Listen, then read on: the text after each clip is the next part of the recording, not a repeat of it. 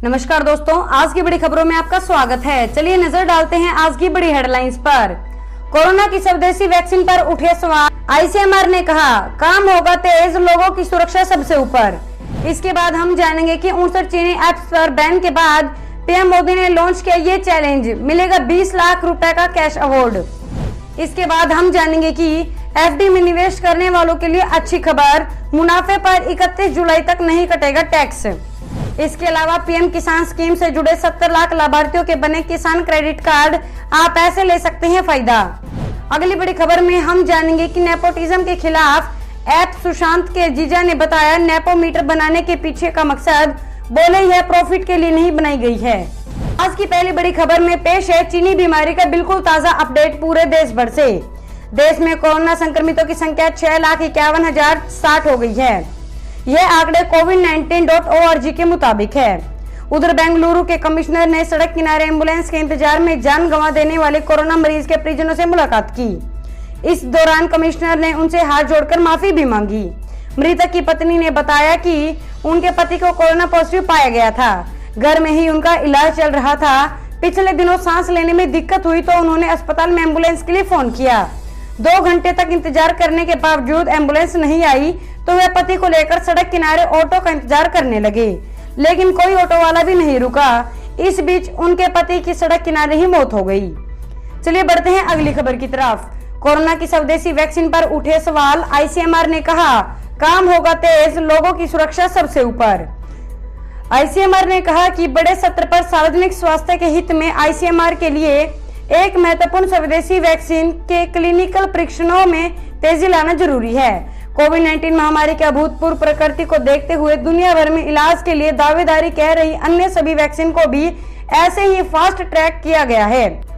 ICMR ने Bharat biotech international limited के vaccine उम्मीदवार के बारे में कहा। आईसीएमआर की वैक्सीन के विकास को तेज किए जाने की प्रक्रिया अंतर्राष्ट्रीय स्तर पर स्वीकार्य मानदंडों के अनुसार है। इसके अंतर्गत पशु और मानवीय परीक्षण साथ साथ जारी रखे जा सकते हैं। चलिए जानते हैं अगली बड़ी खबर। कोरोना के कारण कोलकाता से 6 शहरों के लिए फ्लाइट्स बंद, देखे लिस्ट। महानगरों में बढ़ते कोरोना वायरस के मामलों में को देखते हुए पश्चिम बंगाल सरकार ने कोलकाता से उड़ने वाली दिल्ली, मुंबई, पुणे, नागपुर, चेन्नई और अहमदाबाद की फ्लाइट्स को तत्काल रद्द कर दिया गया है। सूत्रों के हवाले से मिली जानकारी के मुताबिक कोलकाता एयरपोर्ट से उड़ने वाली घरेलू उड़ानों पर 6 से 19 जुलाई के बीच प्रतिबंध लगाया गया है। नागरिक उड्डयन मंत्री ने 2 सप्ताह के लिए घरेलू फ्लाइट को निलंबित करने के बंगाल सरकार के अनुरोध को स्वीकार किया है। पश्चिम बंगाल सरकार की ओर से नागरिक उड्डयन मंत्रालय ने कहा है कि दिल्ली, मुंबई, पुणे, नागपुर, चेन्नई, अहमदाबाद में कोरोना महामारी के मामले तेजी से बढ़ रही है। ऐसे में अगर इन शहरों के लिए फ्लाइट्स का आवागमन होता है तो कोलकाता में भी कोविड-19 के मामलों में बढ़ोतरी हो सकती है। बात करेंगे आज की अगली बड़ी खबर की। 59 चीनी ऐप्स पर बैन के बाद पीएम मोदी ने लॉन्च किया ये चैलेंज, मिलेगा 20 लाख रुपए का कैश अवार्ड। प्रधानमंत्री नरेंद्र मोदी ने शनिवार को आत्मनिर्भर भारत इनोवेशन चैलेंज को लॉन्च किया है। इसके साथ ही उन्होंने देश के टेक एंड स्टार्टअप कम्युनिटी से आह्वान भी किया कि वो इससे भाग और देश को आत्मनिर्भर ऐप इकोसिस्टम के रूप में तैयार करे। लिंक्डइन पर टेक प्रोफेशनल्स को संबोधित करते हुए पीएम मोदी ने यह बात कही है। पीएम मोदी ने कहा आज पूरा देश आत्मनिर्भर भारत बनने की दिशा में काम कर रहा है। यह सही मौका है कि हम देश के स्टार्टअप और टेक इकोसिस्टम को नई तरीके से इनोवेट, डेवलप और प्रमोट करें। इस स्टार्टअप की कड़ी मेहनत और इसके टैलेंट के मेंटरशिप की मदद से हम ऐसी ऐप तैयार करने में सफल हो सकते हैं जो बाजार की मौजूदा जरूरत को पूरा करे और विश्व से प्रतिस्पर्धा कर सके। चलिए जानते हैं अगली बड़ी खबर। अगले हफ्ते जारी हो सकता है राजस्थान माध्यमिक शिक्षा बोर्ड का पहला परिणाम। राजस्थान माध्यमिक शिक्षा बोर्ड अपना पहला नतीजा जुलाई के दूसरे सप्ताह में जारी कर सकता है। बोर्ड की लंबित विषयों की परीक्षा 23 जून को समाप्त हुई थी, जिसके बाद अब परिणाम जारी करने की कवायद शुरू हो गई है। बोर्ड के अध्यक्ष डॉक्टर DP जारोली पहले ही कह चुके हैं कि बोर्ड 15 जुलाई से पहले अपना पहला नतीजा जारी कर देगा। न्यूज 18 को आधिकारिक सूत्रों के हवाले से खबर मिली है कि बोर्ड अगले सप्ताह के अंत तक अपना पहला परिणाम 12वीं विज्ञान और वाणिज्य संकाय के नतीजे जारी करेगा। कोरोना वायरस संकट के मद्देनजर बोर्ड ने इस बार अपने मूल्यांकन व्यवस्था में बदलाव किया है।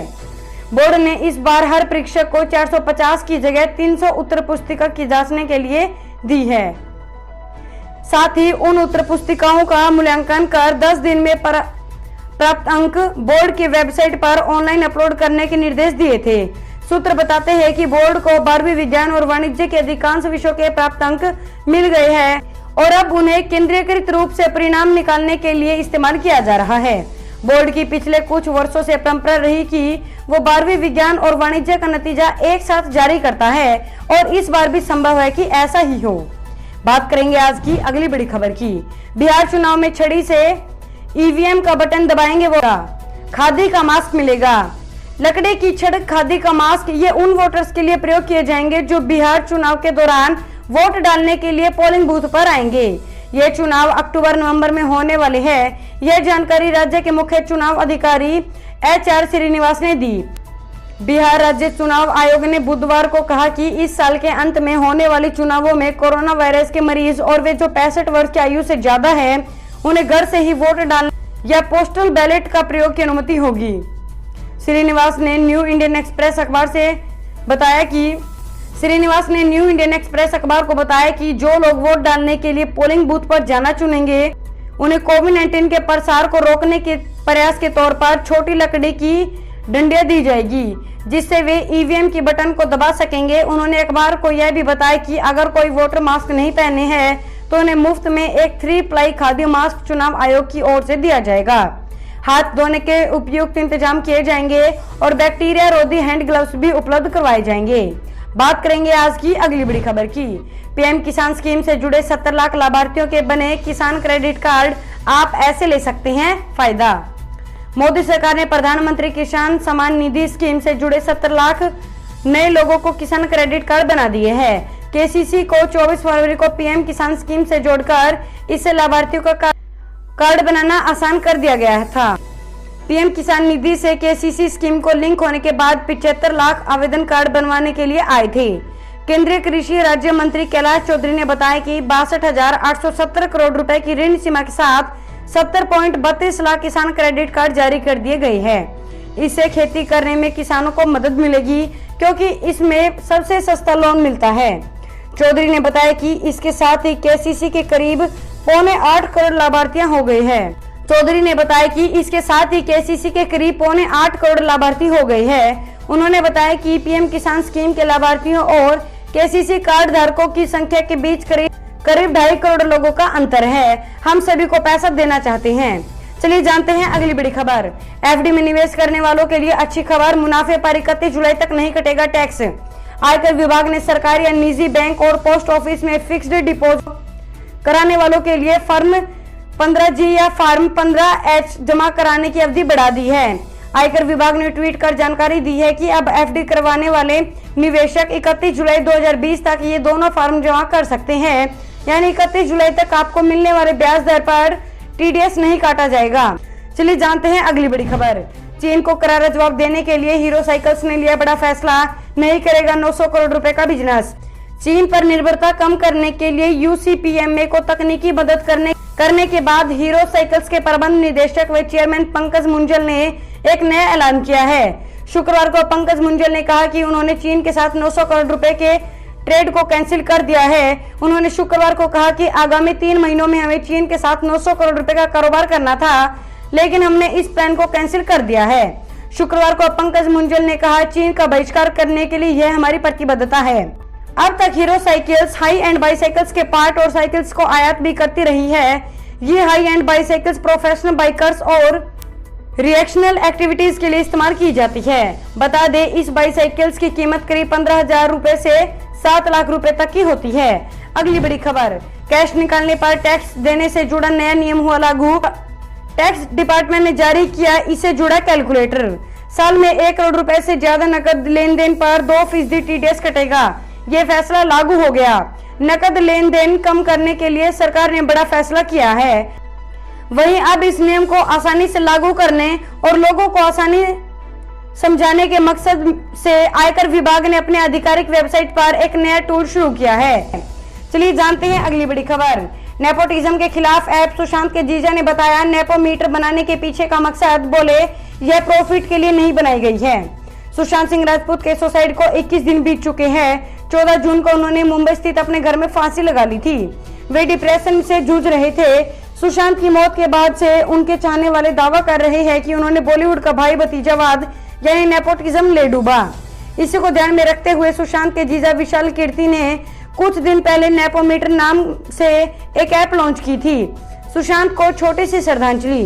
विशाल के ऐप के जरिए नेपोस्टिक और इंडिपेंडेंट बॉलीवुड फिल्मों और टीवी शोज के बारे में स्कोर और रेटिंग जानने में मदद मिलेगी।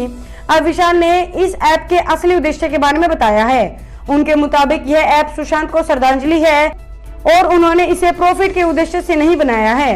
बात करेंगे आज की अगली बड़ी खबर की। चीन को एक और झटका देने की तैयारी। पीएम मोदी ने युवाओं को दिया ऐप बनाने का चैलेंज। चीन के 59 ऐप्स को बैन करके प्रधानमंत्री नरेंद्र मोदी ने ड्रैगन को बड़ा झटका दिया है। गलवान घाटी में दोनों देशों के सैनिकों के बीच हुई हिंसक झड़प के बाद सरकार चीन पर डिजिटल स्ट्राइक कर चुकी है। इन सब के बीच पीएम मोदी अब ऐप्स के मामले में भारत को आत्मनिर्भर बनाने में जुट गए हैं। उन्होंने शनिवार को कहा कि वह आत्मनिर्भर Bharat app innovation challenge launch करने जा रहा है। पीएम मोदी ने कहा कि हमारे युवा आगे आए और ट्विटर, फेसबुक और टिकटॉक जैसे भारतीय ऐप बनाए। मैं भी इन्हें ज्वाइन करूंगा। पीएम मोदी ने ट्वीट किया कि आज मेड इन इंडिया ऐप्स बनाने के लिए तकनीकी और स्टार्टअप कम्युनिटी के बीच अपार उत्साह है। इसलिए @GoalMeITY और @AIM2 इनोवेट मिलकर इनोवेशन चैलेंज शुरू कर रहे हैं। दोस्तों, इस वीडियो को लेकर आपका क्या कहना है हमें कमेंट करके जरूर बताएं। वीडियो को लाइक करें और चैनल को सब्सक्राइब करके घंटी के बटन को दबाएं। साथ ही साथ अपने दोस्तों के साथ इस वीडियो को ज्यादा से ज्यादा शेयर करें।